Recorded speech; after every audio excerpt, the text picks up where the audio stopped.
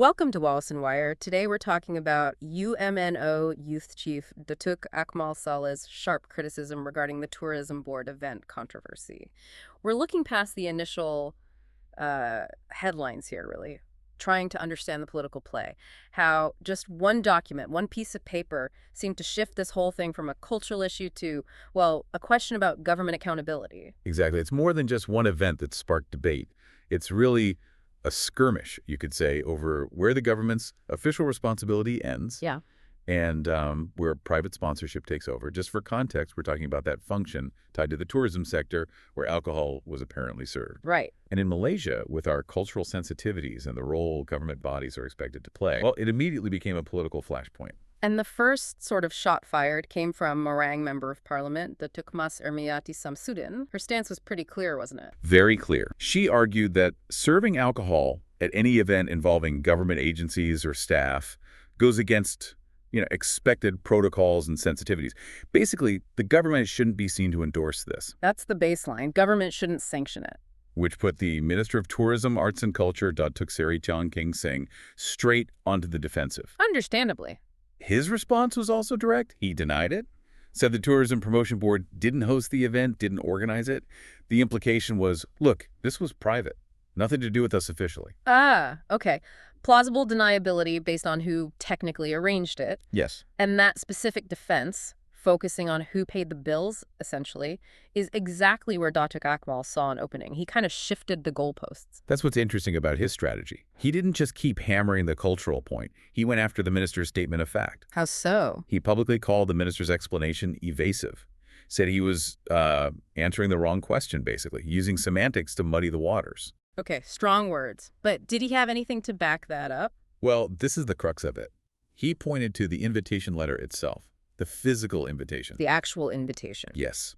According to Dato Akmal, that letter explicitly said the event was organized by the Tourism Promotion Board. Ah.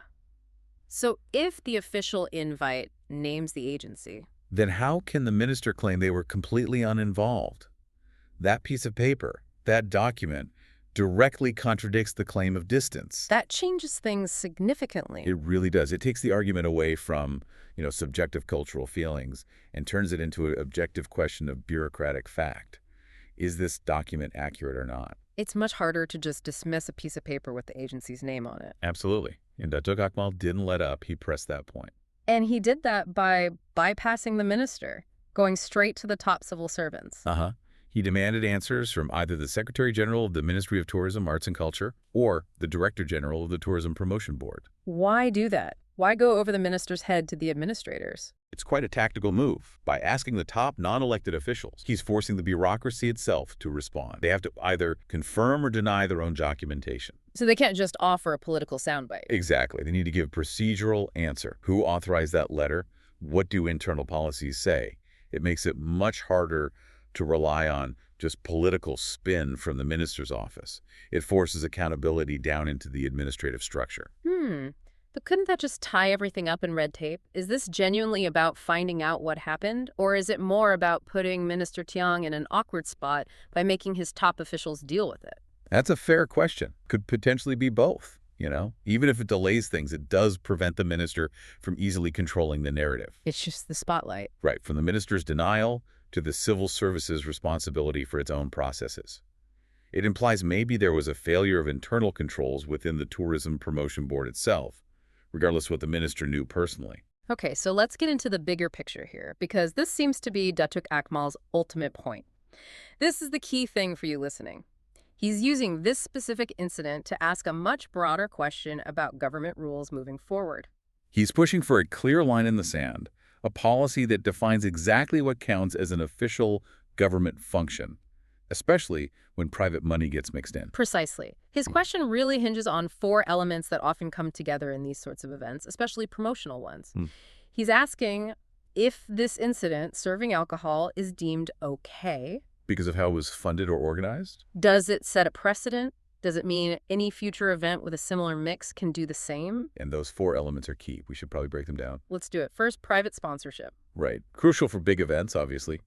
But the sponsor's brand or practices might not align perfectly with government policy or sensitivities. So when does the sponsor get to dictate the event's character? Good question. Second element, use of government logos. Oh, that's huge. A government logo is like the ultimate stamp of approval, isn't it? Even if a private company pays for everything, if the invitation has the Tourism Promotion Board letterhead, It stops feeling like just a private dinner. instantly. It implies state sanction.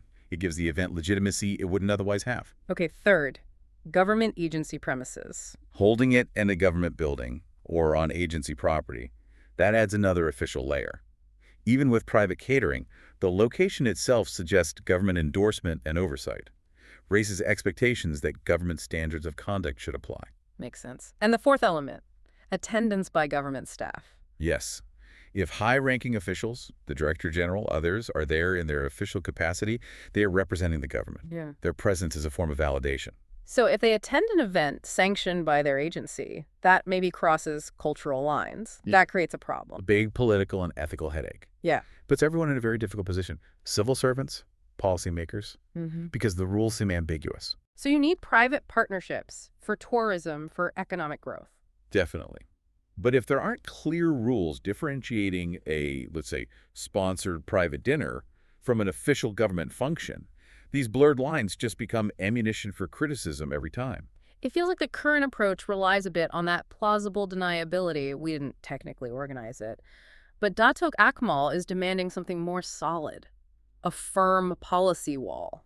He's essentially asking, how much private influence can an event absorb before it's no longer considered truly official in terms of adhering to government standards, especially cultural ones? And what happens if that line stays blurry? Well, think about it. The next time any ministry holds, say, an awards night or an appreciation dinner funded by a corporation, they're open to the exact same line of attack. Right? The policy needs to be unambiguous. If the government logo is used, if it's held on government property, if staff attend officially, then the event must follow government protocols. Period. Doesn't matter who wrote the check. So it's fundamentally asking if private funding can buy a temporary exemption from government norms and rules. That's a blunt way to put it, but yes, that's the core tension. Where do you draw that line, ethically, legally? Does 100% private funding truly negate the responsibility implied by the government's logo and presence?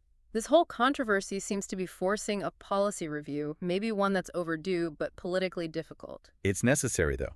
This conflict between needing private investment and maintaining clear, consistent government conduct isn't unique to this one event.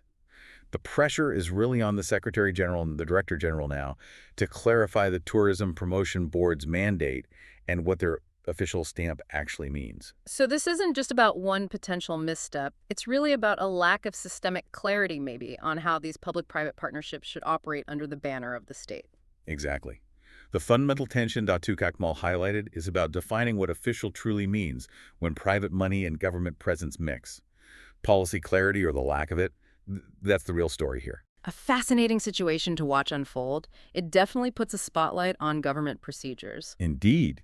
It forces a critical look at where responsibility genuinely rests in these modern partnerships. Remember to like and subscribe for more videos like this.